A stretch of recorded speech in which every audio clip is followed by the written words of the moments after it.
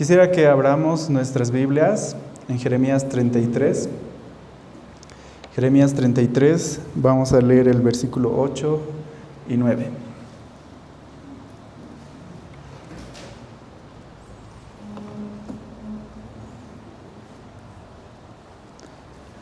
Jeremías 33 dice así: y los limpiaré de toda su maldad con que pecaron contra mí, y perdonaré todos sus pecados con que contra mí pecaron, y con que contra mí se rebelaron. Y me será a mí por nombre de gozo, de alabanza y de gloria, entre todas las naciones de la tierra, que habrán oído todo el bien que yo les hago, y temerán y temblarán de todo el bien y de toda la paz que yo les haré. Oremos, hermanos. Señor, gracias por este día, gracias por este tiempo, Señor, de lluvia, Dios, que Señor, es una bendición, Señor, es una señal, Señor, que tú sigues ahí reinando, Dios. Te doy gracias por nuestra comunidad, por la iglesia, Señor, por el calor que se siente aquí adentro, Señor. Te pido, Señor, que tú pongas en nuestro corazón, Señor, las motivaciones adecuadas, que tú pongas el temor de Dios, Señor, en nuestro corazón, para vivir, Señor, una vida conforme a ti. Te doy gracias por todos los que están aquí. Te pido por aquellos que a la mitad del camino tuvieron que volver, tal vez por haberse mojado, porque no hay automóvil, Señor. Sé tú con ellos, Señor, por nuestros líderes, Señor, que están algunos en Buenos Aires, Señor, que tú los hayas bendecido esta semana. Por aquellos, Señor, que están enfermos, que tú puedas poner tu mano en ellos. Por aquellos, Señor, que están pasando duelo, que ellos puedan ver, Señor, la esperanza en ti. Esa esperanza, Señor, imperecedera. Gracias, Dios. En el nombre de Jesús, amén. Bueno, el pastor me pidió que no retomáramos el estudio de Eclesiastés, aunque yo estaba bien animado, porque me gusta mucho Eclesiastés. Entonces, he preparado un sermón diferente para ustedes. Sin embargo, vamos a tomar un poquito de Eclesiastés, ¿ya? Y un versículo que ustedes ya saben. Eclesiastés 12:13 dice, no es necesario que lo busquen porque ya lo conocen, dice: el fin de todo el discurso oído es este: teme a Dios y guarda sus mandamientos, porque esto es el todo del hombre. El fin del discurso es este: teme a Dios y guarda sus mandamientos, porque este es el todo del hombre. Hace algunos meses un joven me habló por WhatsApp, bueno, semanas tal vez, y me mandó un video de 30 minutos con solo una pregunta y decía: ¿qué piensas? ¿No? Y bueno, no decía ni hola ni nada, ¿no? Solo decía: ¿qué piensas? Entonces, bueno, el video era un video de 30 minutos aproximadamente en YouTube, y entonces tuve que verlo por partes. Este video titulaba We are not ready for superintelligence, que es no estamos listos para la superinteligencia, se titulaba. Era como un documental tipo ficción, con algunos cálculos y demás, pero se trataba básicamente de la inteligencia artificial, ¿ya? Y este documental, video, desarrollaba una idea, y decía este documental que cerca del 2027, la inteligencia artificial avanzaría de tal manera que se desarrollaría una guerra fría. ¿No saben qué es la guerra fría? Entre Estados Unidos y China, entre Oriente y Occidente. Esta guerra fría tendría el objetivo de determinar quién tomaría o quién tendría la mejor o la última tecnología en inteligencia artificial. Entonces ambos países irían desarrollando, ¿no?, nuevas generaciones de inteligencia artificial. Pero en este camino de la guerra fría, entre comillas, de pronto una inteligencia artificial se independizaría, ¿no? Y de pronto tomaría su pensamiento propio, ¿no?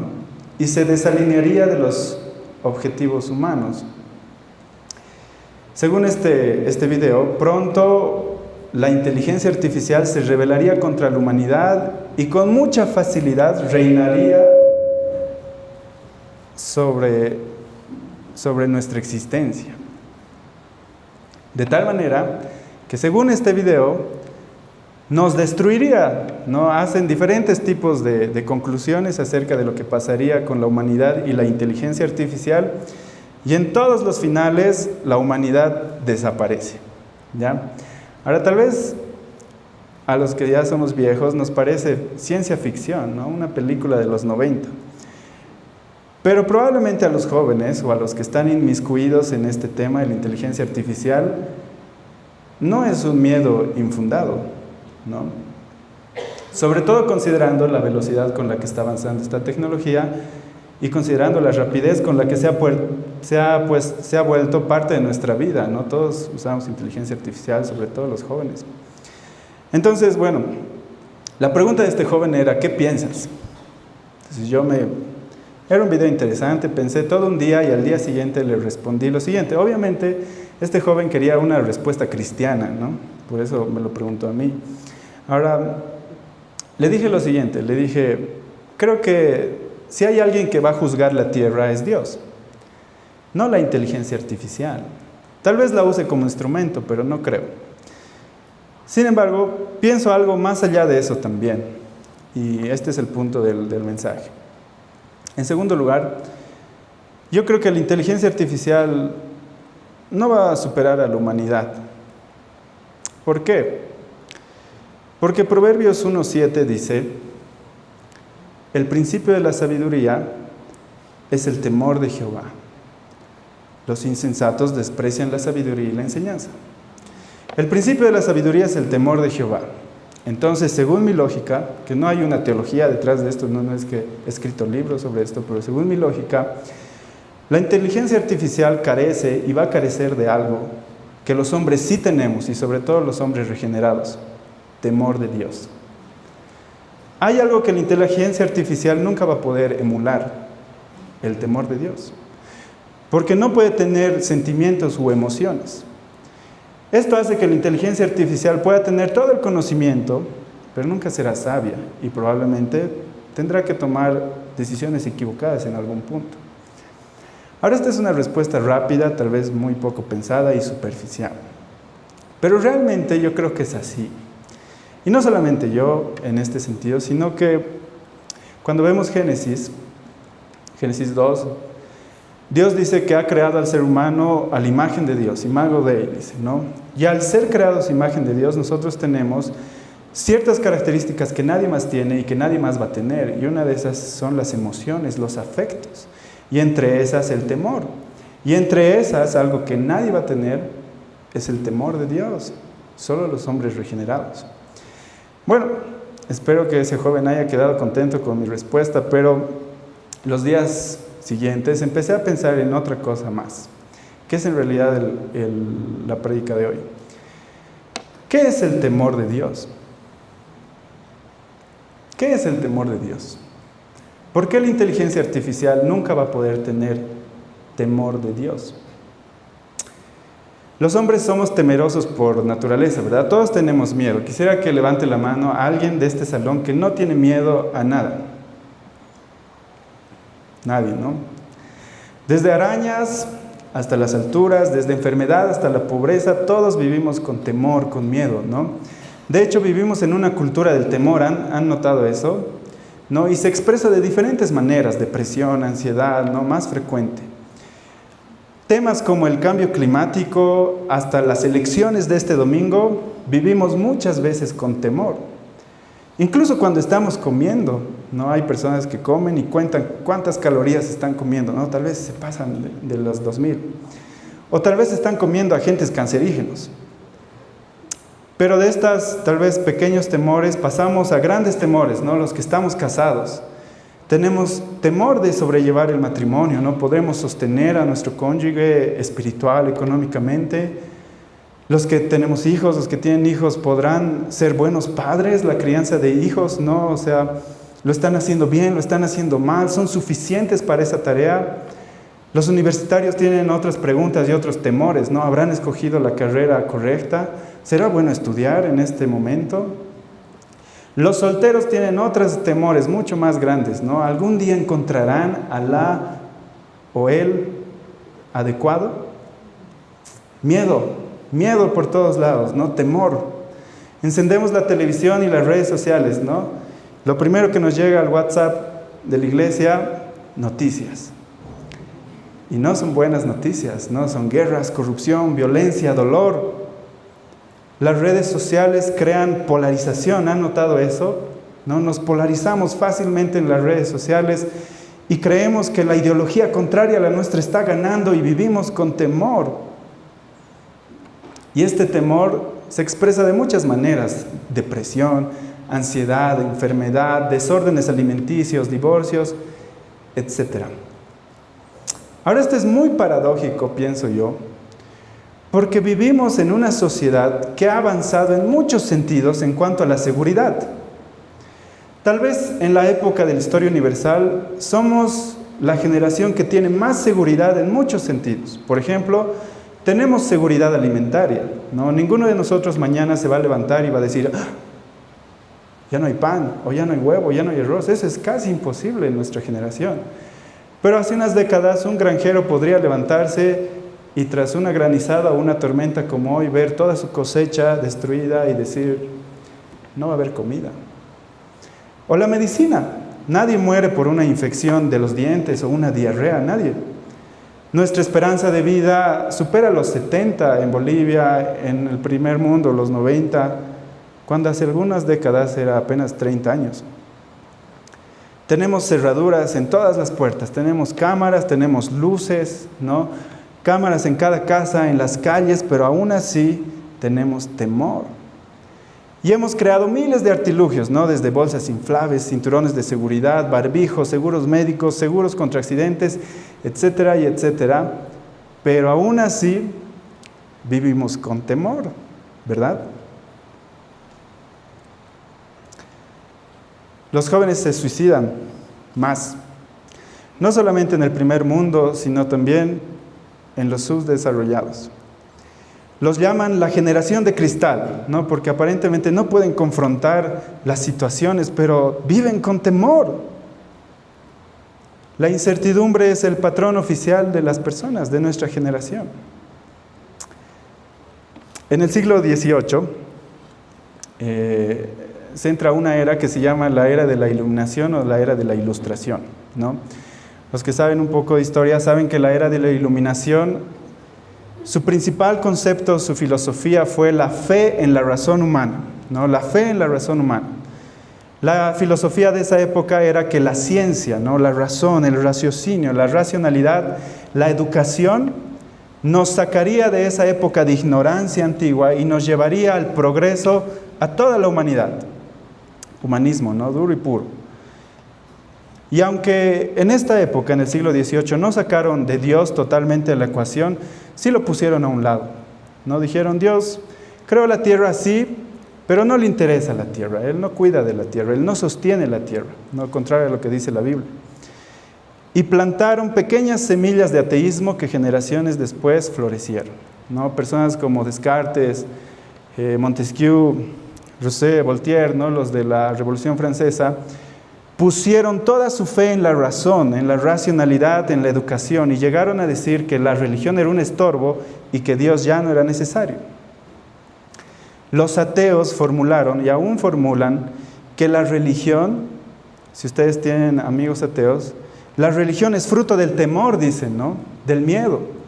En esa época antigua, donde estaban los hombres primitivos, tenían miedo de los eventos de la naturaleza, de los relámpagos, de las lluvias, de las inundaciones, de los volcanes.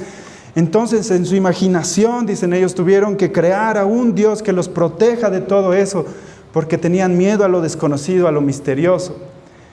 Pero ahora, dicen, que vivimos en la era de la razón, de la racionalidad, de la educación, de la ciencia, podemos deshacernos de esas imaginaciones y conquistar a este mundo y dominarlo con la ciencia.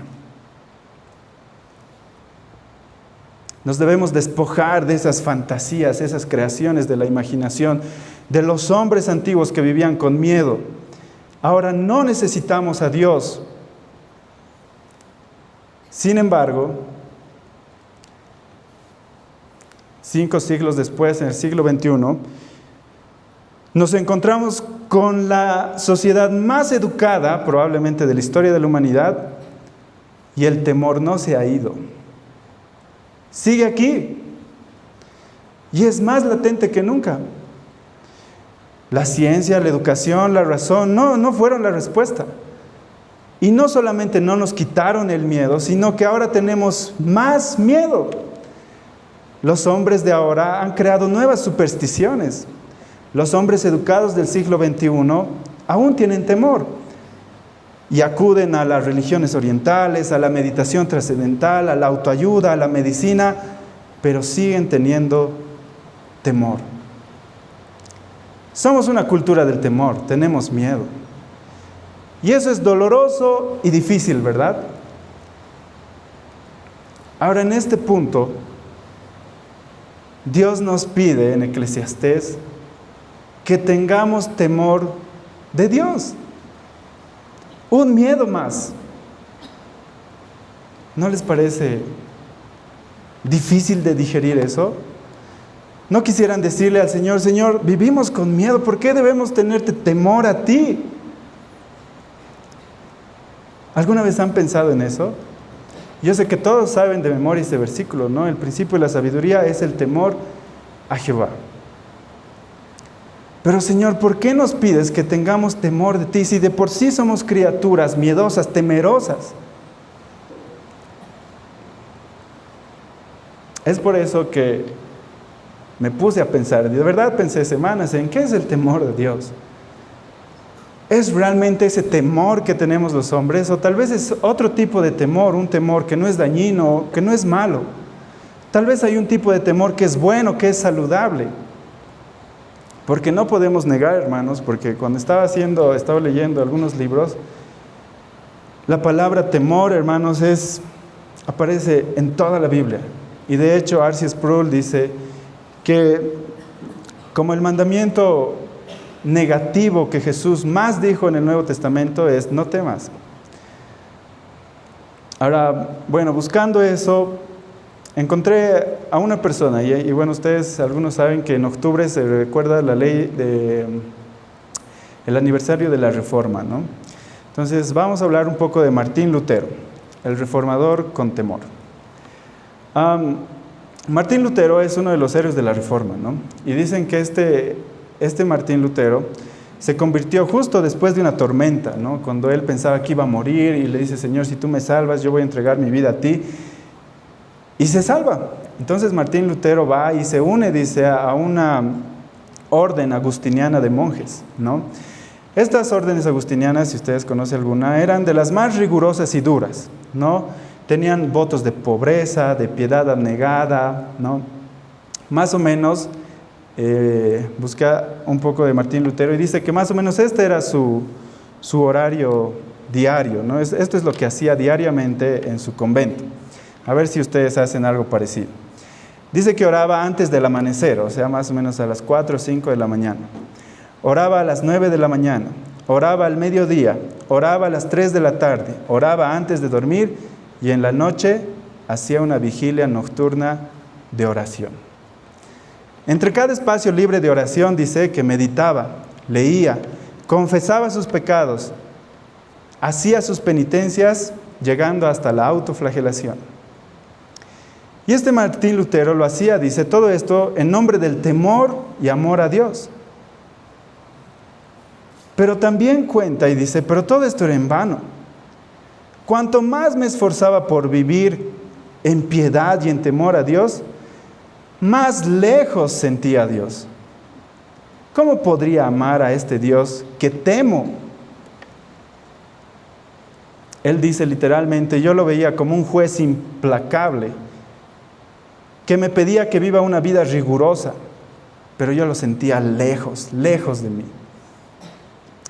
Y cuenta la historia que en una ocasión Martín Lutero fue a Roma a hacer una peregrinación y subió unas escaleras que se llama la Escalata Santa en una iglesia bien conocida que se llama San Juan de Letrán.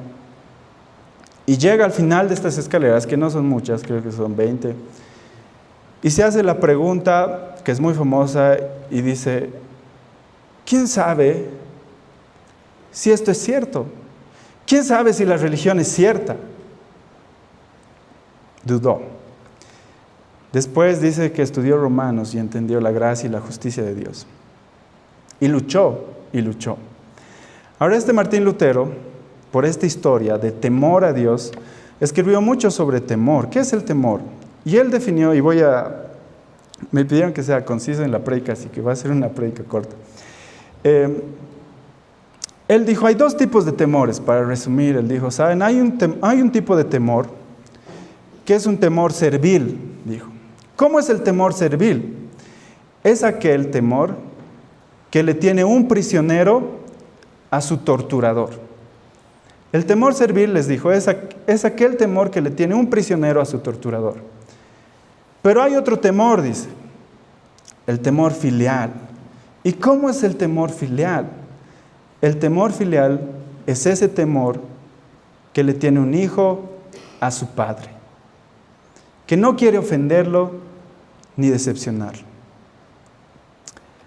Bueno, entonces aquí ya tenemos un poco de la idea. ¿Qué es el temor a Dios? Vamos a empezar primero por qué no es el temor a Dios. ¿Cómo no debería ser el temor a Dios?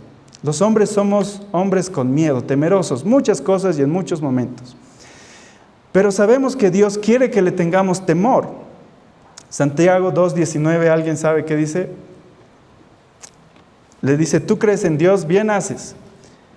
Pero también los demonios creen. ¿Y qué? Y tiemblan. O sea, los demonios temen. ¿Ustedes creen que ese será el tipo de temor que Dios quiere que le tengamos a Él?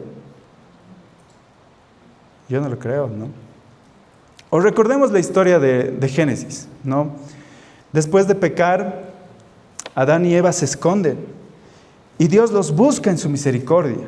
Y en Génesis 3, 9, 10 relata que Dios los busca y pregunta, ¿dónde estás? ¿Dónde te has puesto? ¿Dónde estás? Y entonces Adán sale de los arbustos y dice, oí tu voz en el huerto y tuve ¿qué? Miedo. Tuve miedo porque estaba desnudo y me escondí. Ahora vean que los demonios tiemblan, tienen miedo, y Adán también tiene miedo. ¿Ustedes creen que Dios se refiere a este temor cuando nos pide que tengamos temor de Él? Obviamente no. Porque este temor es lo contrario en realidad a lo que Dios quiere. Este temor te aleja de Dios, es lo que hizo Adán, es lo que son los demonios. Adán se trató de esconder porque él tenía un corazón incrédulo, y esto lo vamos a explicar un poco más adelante. Un corazón que no entendía cómo era Dios o cómo es Dios. Cuando Martín Lutero dice que se convirtió al cristianismo, en este caso ya al católico, dice que él realmente anhelaba tener amor a Dios, temor a Dios. Y ustedes han escuchado historias que Martín Lutero confesaba sus pecados 1, 2, 3, 4 horas, y sus confesores se cansaban. Y Martín Lutero salía del confesionario y 10 minutos después volvía, porque tenía más pecados. Y recitaba sus penitencias una y otra vez, y hacía peregrinaciones una y otra vez. Pero ¿saben cómo se sentía Martín Lutero? Él dice lo siguiente: no amaba a Dios, dice en uno de sus comentarios. Aborrecía a ese Dios justo que castiga a los pecadores. Y en secreto, dice, si es que no fue con blasfemia, sin duda he murmurado mucho, he hablado mal, estaba enojado con Dios. Hay un temor, hermanos, que nos aleja de Dios. Y este temor está alimentado porque en realidad no conocemos a Dios. No hemos entendido cómo es Dios. Déjenme explicar esto. Adán, ¿no? Adán es el primero de la creación. Ve la creación, ve todo lo que Dios ha creado, ve el jardín, ve los árboles, ve a su esposa hermosa, y todo eso Dios le regala. Dios en su bondad le dice, todo esto es tuyo, tú eres el virrey de la creación. Lo único que conocía Adán de Dios era su bondad, lo bueno, lo amoroso, lo increíble que era. Cuando Adán peca, parece que olvida todo eso y se escapa, se esconde. De pronto, Adán se imagina en su cabeza un Dios malvado, airado, mezquino. Parece que ha olvidado que Dios es bueno, amoroso, misericordioso. Y muchos de nosotros actuamos así. Concebimos a un Dios airado, mezquino, inmisericordia, y de ahí nace temor. Pero ese no es el temor correcto. ¿Por qué? ¿Por qué tenemos ese tipo de temor? Porque no conocemos a Dios. No hemos entendido su misericordia, su benignidad, su amor, su bondad. ¿Y saben qué es lo más interesante de esto? Es que, aunque este temor a veces te aleja de Dios, muchas veces te hace más religioso. Quiero repetir esto. Aunque este temor a veces te aleja de Dios, como Adán se aleja de Dios, muchas veces nos hace más religiosos. ¿Qué quiero decir esto? No, los religiosos no necesariamente están cerca de Dios. Muchas veces este tipo de temor nos hace mejores religiosos, personas más morales. Obedecemos a Dios, pero no por amor a Dios, sino por temor al castigo, temor al látigo de Dios. Realizamos muchas de nuestras actividades religiosas, por ejemplo, los que han venido hoy a pesar de la lluvia, ¿no? Damos ofrendas por miedo a que Dios nos quite un día nuestro trabajo. Oramos todos los días, no sea que si no oramos un día nos vaya mal. O venimos a la iglesia, no sea que Dios vea que no estamos viniendo y de pronto nos pase algo en la familia o en nuestra salud. En muchas ocasiones es así, actuamos con miedo, esperando evitar el látigo de Dios. Empezamos a estudiar la Biblia, nos inscribimos en un seminario o algún curso, pero no con el afán de amar más a Dios, sino esperando ganar más puntos con Dios y con los demás hermanos. Tenemos un temor servil, somos esclavos. Y el esclavo no ama al amo, solo le obedece. Intentamos ganar el cielo a punta de obras, aunque decimos que la salvación no es por obras. En este momento, cuando hemos falsificado la religión, hemos creado nuestra propia religión, donde tememos a Dios, pero con un temor de esclavo, malentendiendo a Dios, no sabemos cómo es Dios. Hacemos todo lo que debemos hacer, todo lo que un religioso debe hacer, pero sin Dios. Déjenme leer este fragmento de un libro que saqué. Dice: cuando un hombre, dice, es impulsado a hacer actos de obediencia por el temor a la ira de Dios revelada en la ley, y no atraída a ellos por crecer en su amor revelado en el Evangelio. Cuando teme a Dios por su poder y su justicia, y no por su bondad, cuando considera a Dios más como un juez vengador que como un amigo y padre compasivo, y cuando contempla a Dios más bien como terrible en majestad que como infinito en gracia y misericordia, muestra que está bajo el dominio, o al menos bajo la prevalencia, de un espíritu legalista. ¿Alguna vez han escuchado ese denominativo legalista? ¿No? Es difícil de definir muchas veces.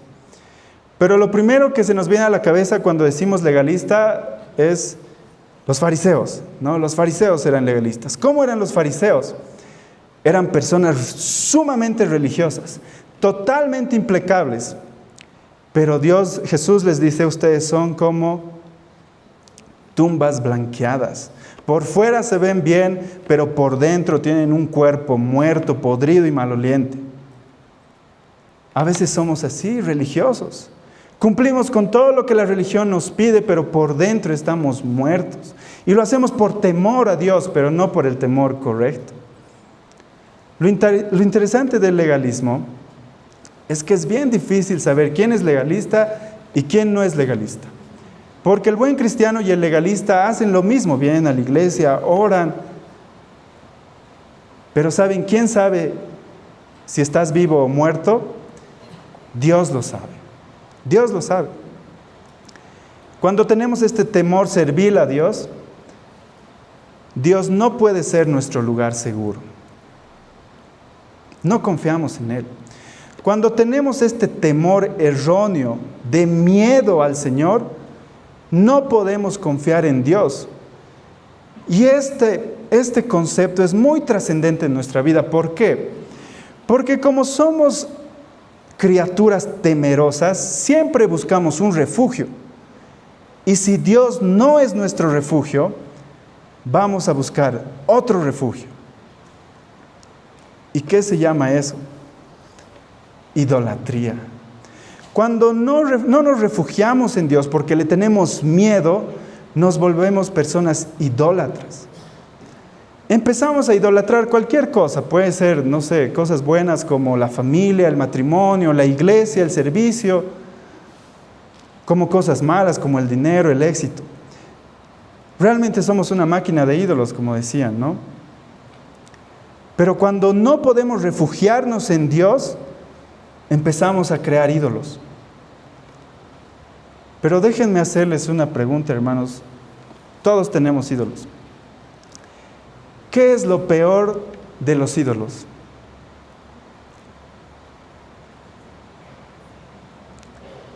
¿Qué es lo peor de los ídolos? Bueno, hay muchas cosas, pero una cosa que siempre quiero recalcar es que todos los ídolos te decepcionan, porque son débiles.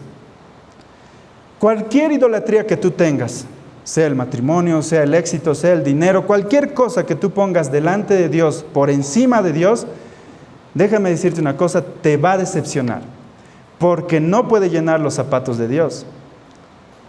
Estas idolatrías no nos liberan, no nos vivifican, nos esclavizan y nos oprimen. Y una vez que nos han decepcionado, ¿saben qué sucede? Tenemos temor.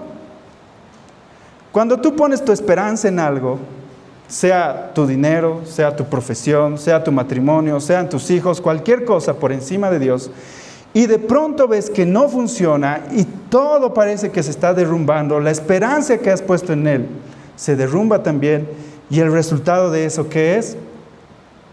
Temor. Nuestros temores se acrecentan cada vez más. Y es por eso que vivimos en una sociedad con tanto temor, ¿no? Casi neurótica, porque somos altamente idólatras. Y los ídolos que tenemos todo el tiempo se destruyen, nos decepcionan. Desde el dinero, los deportes, la profesión, absolutamente todo. Todo en algún momento te va a decepcionar y vas a tener más miedo, más temor.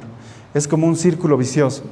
Tú no te acercas a Dios, buscas a otros dioses, estos dioses te decepcionan, tienes más miedo. Como tienes más miedo, creas más dioses, pero estos dioses te decepcionan más y vives con más temor y con más temor y con más temor. El temor incorrecto a Dios, hermanos, siempre da lugar a temores terrenales. Ahora déjame preguntarte algo. ¿Tienes algún temor? ¿Tienes miedo a algo? ¿Hay algo que te aterroriza de forma indecible, es decir, que no te gustaría decirlo?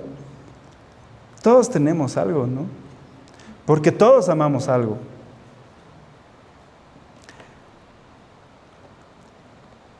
Déjame hacerte algunas preguntas para que sepas si tienes algún ídolo.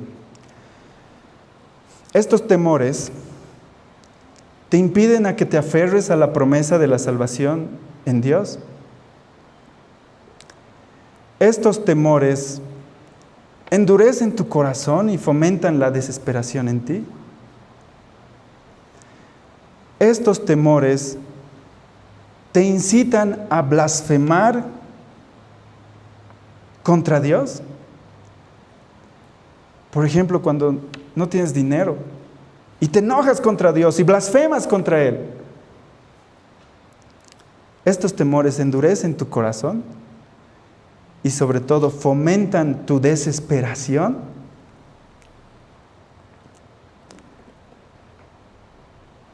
Todos deberían haber respondido sí a alguna de las preguntas porque todos tenemos un ídolo que derribar. Pero este ídolo nos esclaviza y nos oprime. Sin embargo, Dios nos pide que tengamos temor de Él. Pero ¿cómo esto puede ser posible? Martín Lutero decía que el temor que Dios nos pide es un temor filial. Cuando estaba en la escuela dominical, cuando era niño, siempre que nos repetían Eclesiastés 12 o Proverbios 1, nos decían que el temor de Dios no es miedo, ¿no? Nos decían, es un tipo de reverencia, de respeto, de asombro a Dios. Y de hecho esa enseñanza es muy certera y tiene una carga teológica por detrás muy grande. Pero creo que Martín Lutero lo dice de una mejor manera. Martín Lutero dice, el temor filial, el temor que Dios nos pide, es aquel que tiene un hijo a su Padre amado.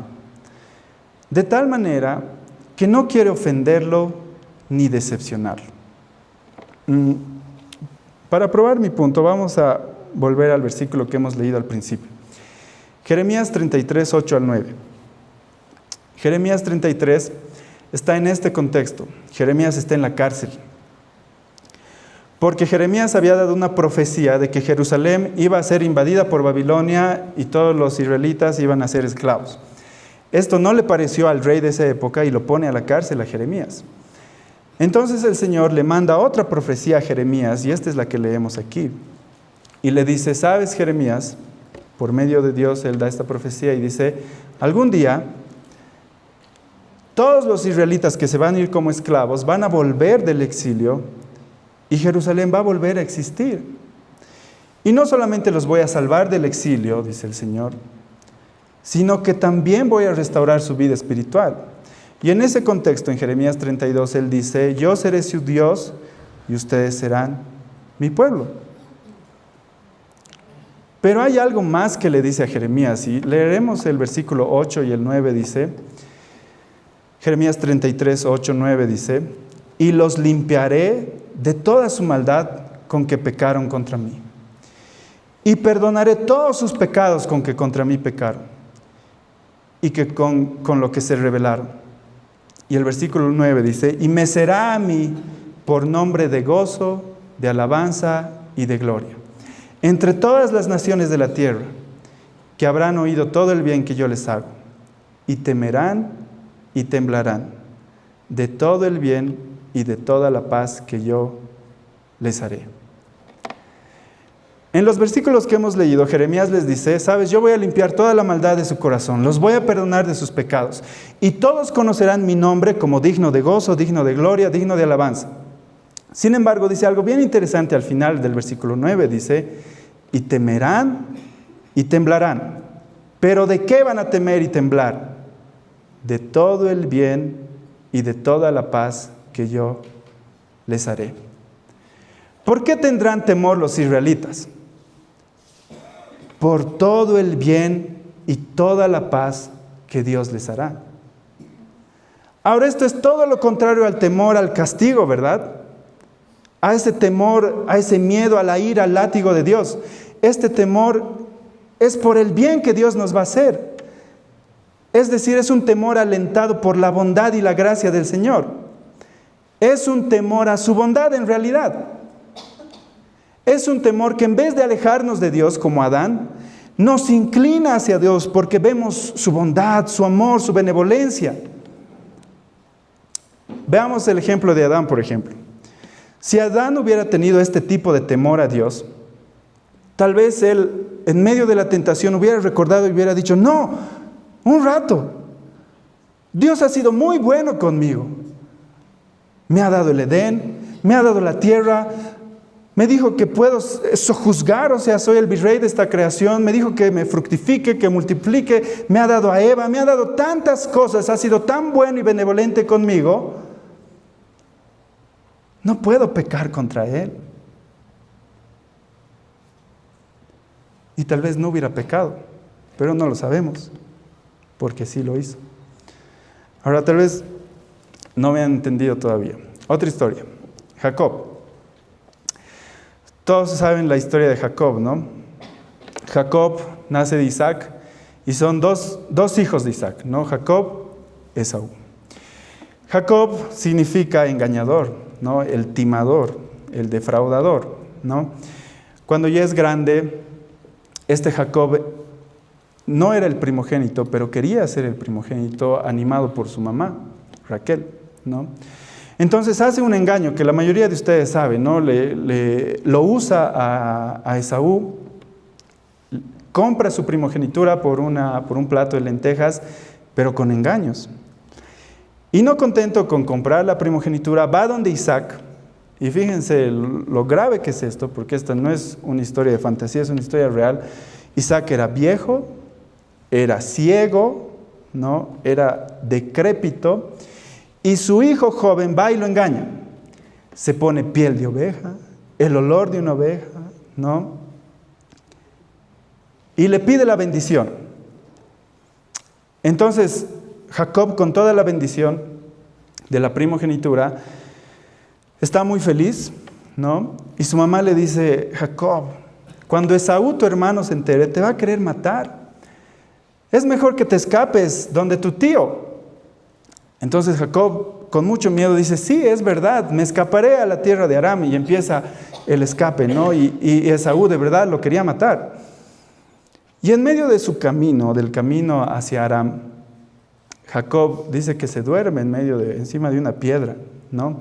Y tiene un sueño bien raro, ¿no? Dice que empieza a ver una escalera que baja del cielo a la tierra. Y de esa escalera bajan ángeles y suben ángeles. Y de pronto, dice, se aparece Jehová, ¿no? En Génesis 28. Y escuchen lo que dice Jehová, dice: yo soy Jehová, el Dios de Abraham tu padre, el Dios de Isaac. La tierra que estás acostado te la daré a ti y a tu descendencia. Será tu descendencia como el polvo de la tierra, y te extenderás al occidente, al oriente, al norte y al sur. Y todas las familias de la tierra serán benditas en ti y en tu simiente. Y le dice: he aquí, Jehová le dice a Jacob: yo estoy contigo y te guardaré por donde quiera que fueres, y volveré a traerte a esta tierra, porque no te dejaré hasta que hayas hecho lo que te he dicho. ¿Qué es lo que hace Dios aquí con Jacob? Lo bendice, le da la bendición patriarcal, le dice: tú vas a ser la simiente y vas a tener todo lo que le he prometido a Abraham, a Isaac, y yo te guardaré y yo cumpliré mis promesas. Ahora, si imaginan esto, imagínense, ustedes son Jacob, son ladrones, son engañadores, son estafadores. Lo mínimo que merecían era un castigo, lo más duro posible. Y viene Jehová y no solamente no te castiga, sino que te bendice. Gracia. ¿Cuál es la respuesta de Jacob a esto? Pueden abrir Génesis 28, 17.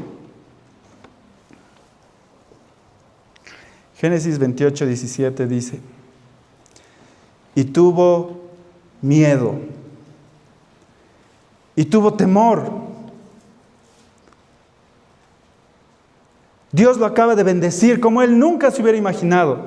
Lo mínimo que él esperaba era tal vez morir sin dolor. Pero Dios lo bendice, le da todo lo que había prometido a los patriarcas. ¿Y cuál es la respuesta de Jacob? Él tuvo miedo, temor. Y no solamente eso, sino que dice: cuán terrible es este lugar, dice, porque aquí mora el Señor, es la puerta del cielo. Y lo llama Betel. Jacob acaba de probar la gracia pura, la bondad de Dios, lo que él no merecía, el perdón de Dios. ¿Y cuál fue su respuesta? Tuvo miedo, tuvo temor. ¿Pero miedo y temor de qué? De la bondad de Dios. Tuvo temor de lo bueno que es Dios, de lo increíble que es Dios. El verdadero temor, amigos, o el verdadero temor cristiano, nace de una apreciación de la gracia y la bondad de Dios. Es un temor que sí, nos hace temblar, nos da un escalofrío por dentro, pero por apreciar lo bueno, lo bondadoso, lo digno, lo santo que es el Señor. El verdadero temor nace de un corazón lleno de asombro por Dios, admiración, fascinación, todos los superlativos que tú te imagines. De ahí nace el temor de Dios. Y tú dices: bueno, eso no se parece mucho al temor. En realidad parece otra cosa, parece amor. Y sí, el núcleo del temor a Dios es el amor. Les voy a dar un ejemplo. Este no es mi ejemplo, lo saqué de un libro. Nosotros usamos muchas veces la palabra amor para muchas cosas, ¿no? Por ejemplo, uno puede decir, amo a mis libros y me encanta leer. Podría decir la misma persona, amo a mi perro y sacarlo a pasear. Podría decir la misma persona, amo a mi esposa y me encanta salir con ella. Y podría decir también, amo a Dios y le tengo verdadero afecto. Ahora, son 4 oraciones. Ama a su libro, ama a su perro, ama a su esposa, ama a Dios.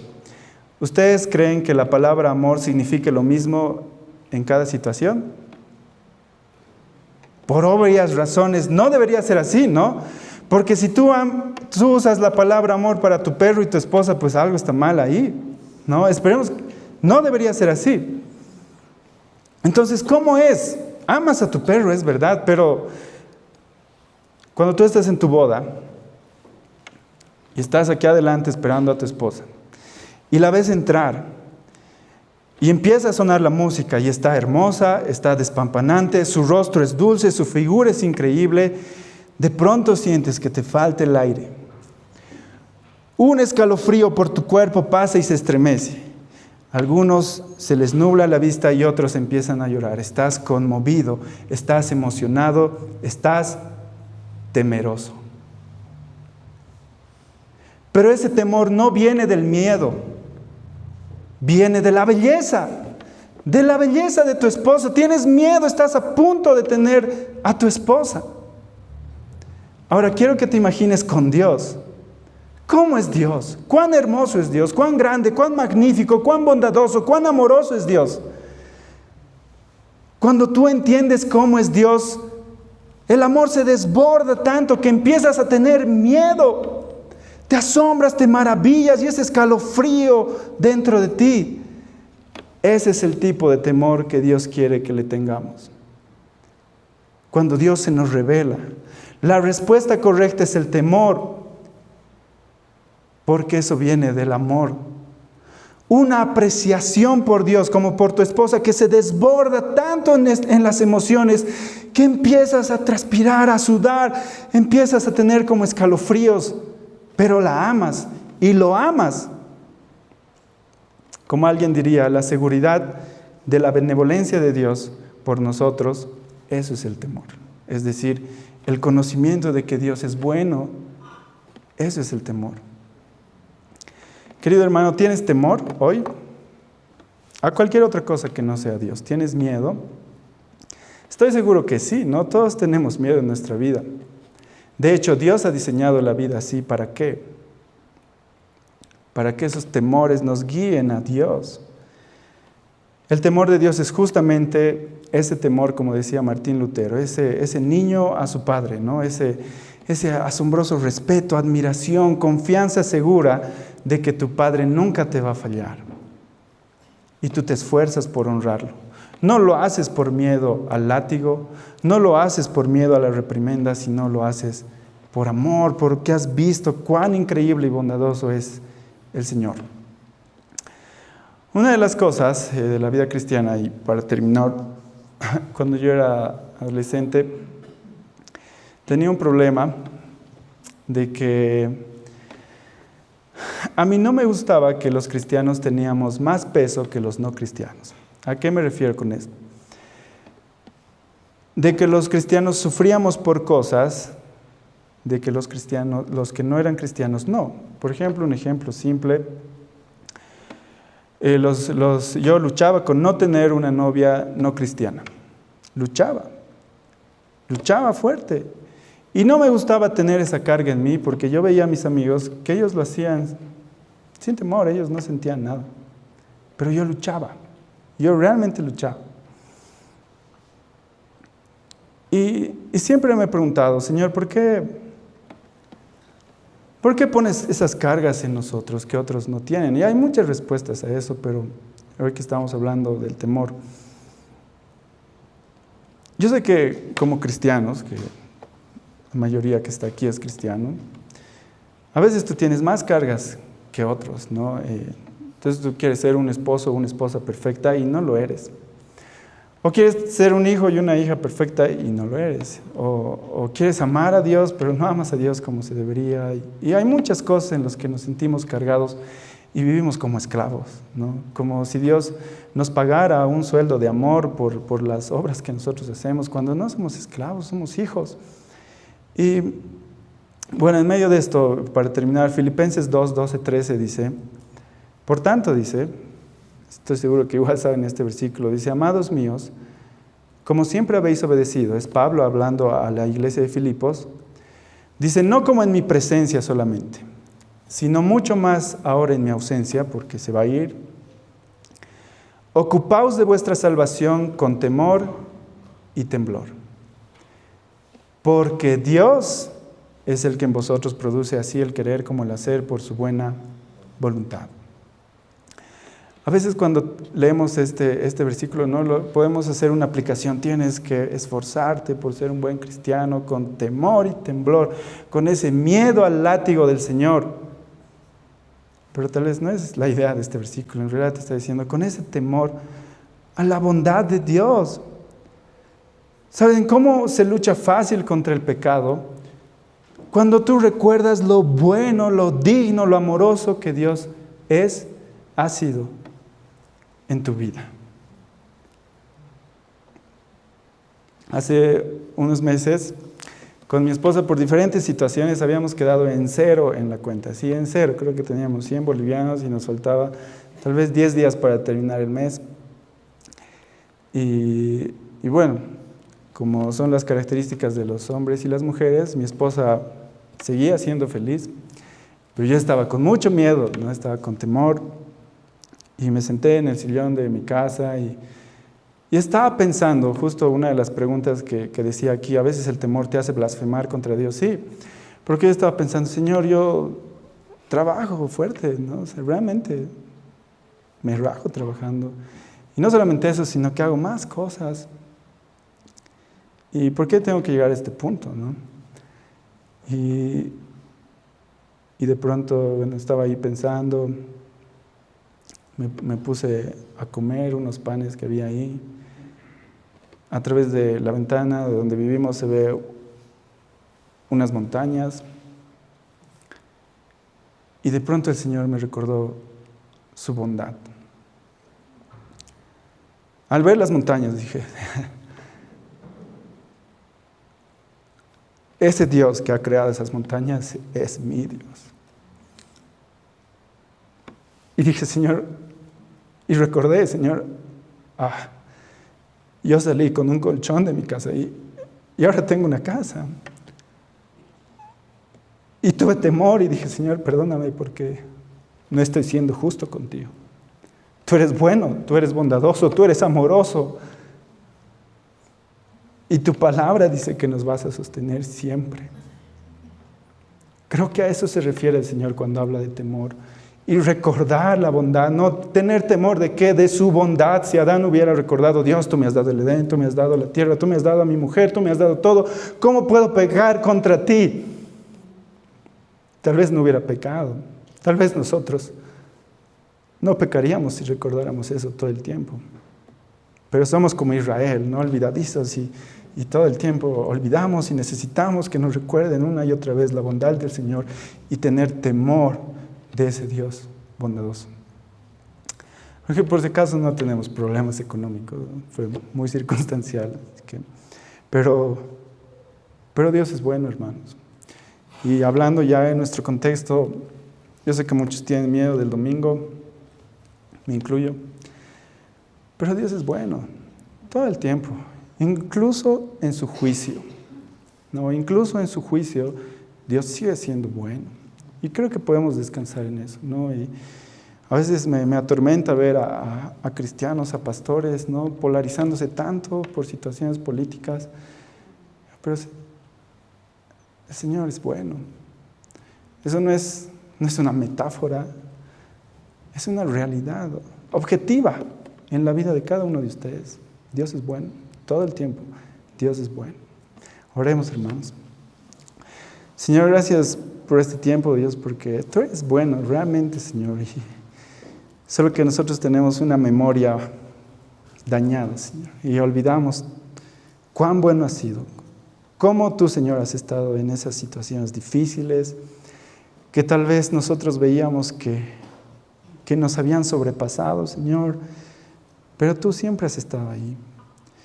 Y queremos, Señor, tener temor, Señor, de tu bondad, de cuán bueno has sido, Señor, y luchar contra nuestra incredulidad, Señor, y que nuestro lugar seguro siempre esté en ti, Señor. No dejes que creemos nuevos dioses que nos van a desilusionar, sino que, Señor, podamos refugiarnos en ti. Y siempre que nuestro corazón idólatra empiece a buscar otro lugar, que nuestra memoria empiece a fallar, Señor, que tu palabra sea predicada, sea escrita, Señor, nos recuerde que tú eres bueno todo el tiempo, Señor. Y vivamos temiéndote, Señor, a ti. Gracias, Dios, por este tiempo y por todos los que han estado aquí, Señor. En nombre de Jesús. Amén.